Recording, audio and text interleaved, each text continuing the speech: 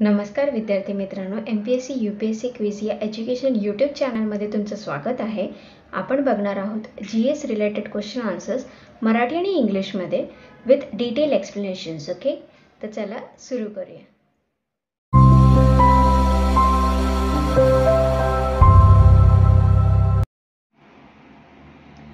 पहिला प्रश्न आहे, इतिहासाचा जनक कोणाला म्हणतात? Who is called the father of history? Plutarch, Herodotus, Justin किंवा फिलनी? कोणाला फादर ऑफ हिस्ट्री म्हणतात?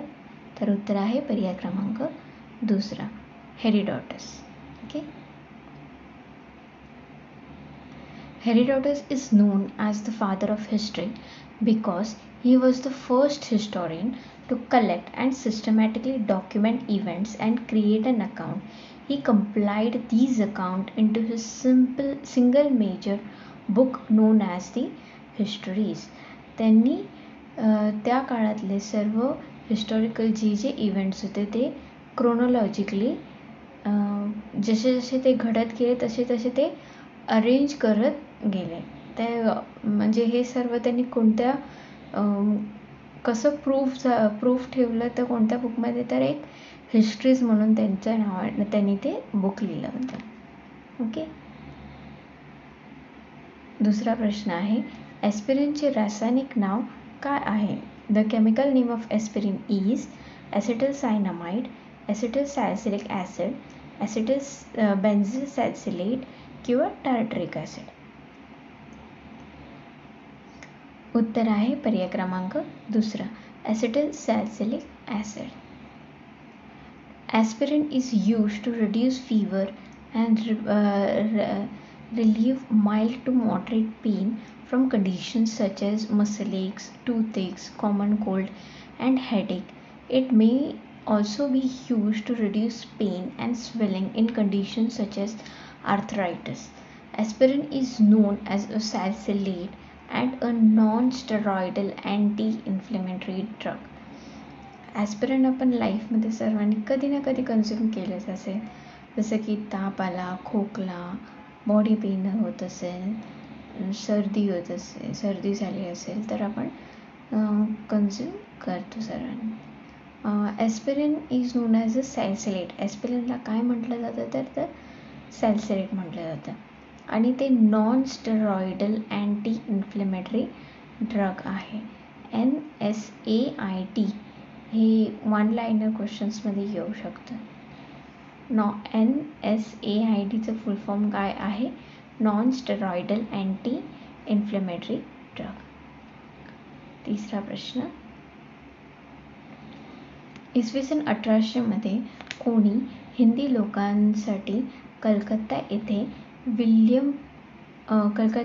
फोर्ट विल्यम महाविद्यालयाची स्थापना केली. Who established the Fort William College in Calcutta for the Indian people in the year 1800? Lord Macaulay, Lord Bentinck, Lord Wellesley किंवा Lord Dalhousie? कोणी establish केलं Fort William College कलकत्तामध्ये भारतीयांसाठी? तर उत्तर आहे पर्याय क्रमांक तिसरा, लॉर्ड वेलेस्ली. ओके.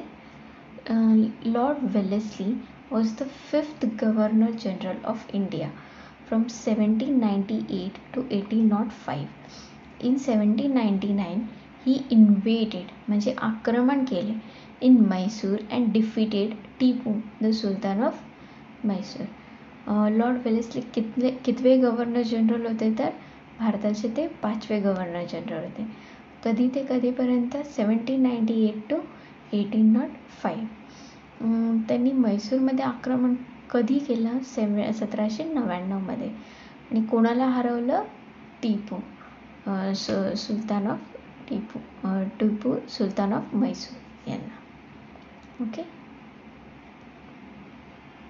पुढचा प्रश्न आहे, भारतीय महासागरातील सर्वात मोठे बेट कोणते आहे? The biggest island in the Indian ocean is Madagascar, Grande Terre, Nias किंवा श्रीलंका? कोणतं आहे इंडियन ओशनमधलं बिगेस्ट आयलंड? तर उत्तर आहे पर्याय क्रमांक पहिला, Madagascar. Madagascar is the largest island with an area of about 2,26,658 square miles.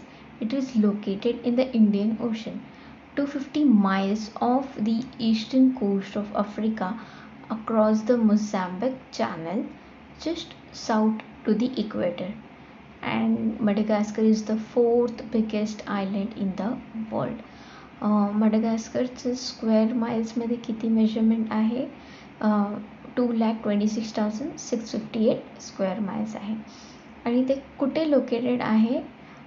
Eastern coast of Africa. आपण इथे मॅपमध्ये बघू शकता, इंडियन ओशनच्या ईस्टवर्ड्स आहे ते. ओके, सॉरी, आफ्रिकाच्या ईस्टवर्ड्स आहे.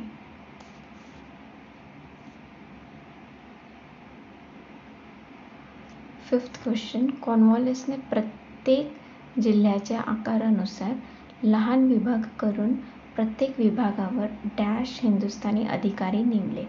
Cornwallis divided each district into small divisions and appointed dash Hindustani on each division. मुलकी पाटील, दरोगा, जिल्हाधिकारी किंवा तलाठी कोणाला अपॉइंट केलं कॉर्नवॉलिसने? तर उत्तर आहे पर्याय क्रमांक 2, दरोगा यांना. Cornwallis was the Governor General of Bengal between 1786 to 1793. Modernization of police force, that is, in every 20 miles, police station should be there.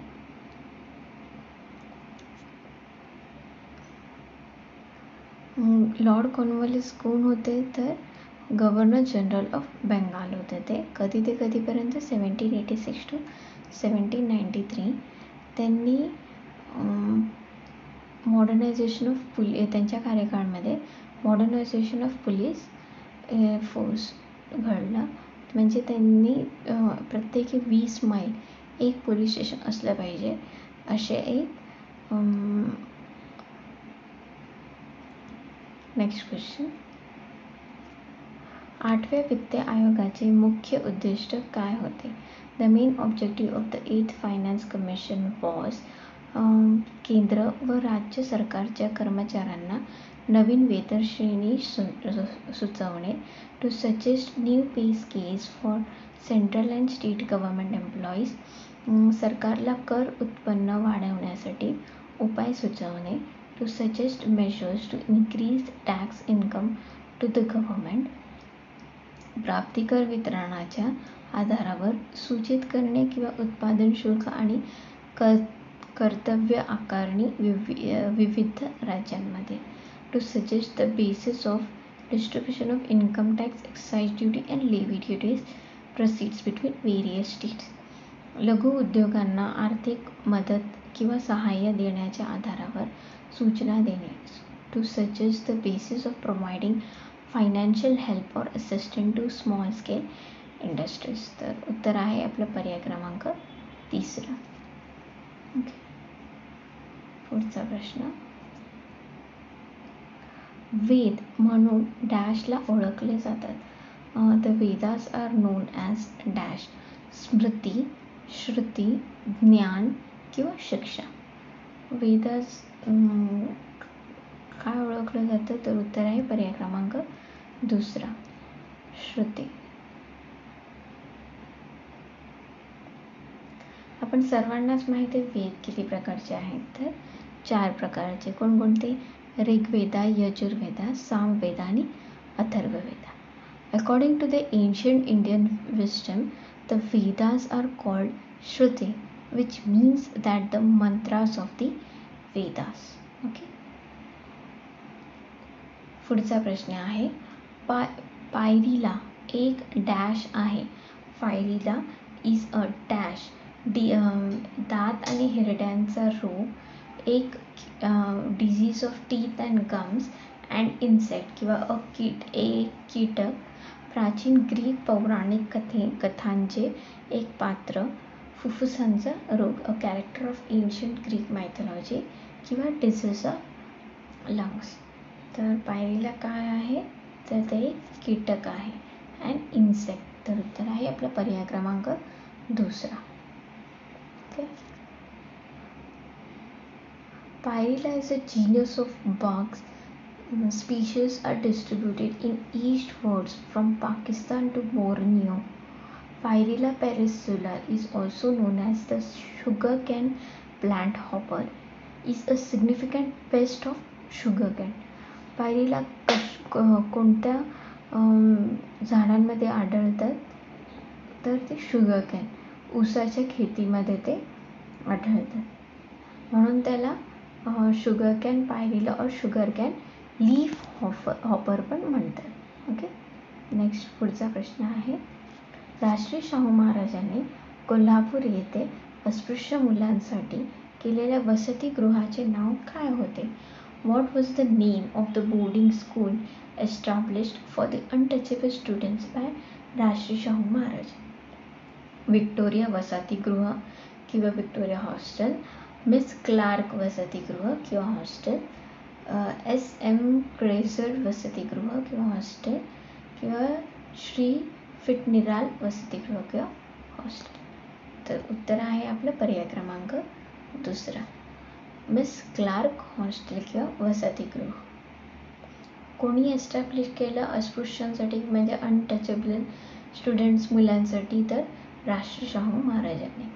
Rajshri Shahu महाराजांचा जन्म कधी झाला आहे तर 26 जुलै 1874 मध्ये. 1907 मध्ये त्यांनी अस्पृश्यांच्या मुलांसाठी कुठे एस्टॅब्लिश केलं वसतिगृह? तर कोल्हापूरमध्ये. कधी? 1907 मध्ये. कोणी? तर राजश्री शाहू महाराजांनी. ओके. पुढचा प्रश्न बघूया आपण. फिरोज शाह तुगलक दिल्लीचा शासक कधीपासून होता? Firoz Shah Tughlaq was the ruler of Delhi from 1348 to 1399, 1352 to 1388, 1298 to 1323 किंवा 1351 to 1388. तर उत्तर आहे आपला पर्याय क्रमांक चौथा, 1351 to 1358. एक हा लास्ट प्रश्न होमवर्कचा आहे, ह्याचं उत्तर मला कमेंट सेक्शनमध्ये द्या. ओके. बघूया आपण क्वेश्चन काय. मांडू उत्सव कोणत्या राज्यात साजरा केला जातो? मांडू festival is celebrated by which state? Assam, Madhya Pradesh, Odisha किंवा तमिळनाडू. कोणत्या राज्यात साजरा केला जातो? तर उत्तराचं कमेंट सेक्शनमध्ये सांगा. याचं उत्तर तुम्हाला नेक्स्ट सेशनमध्ये भेटेल. ओके. थँक्यू. जर व्हिडिओचा कंटेंट आवडला असेल तर प्लीज लाईक, शेअर आणि सबस्क्राईब करा. थँक्यू.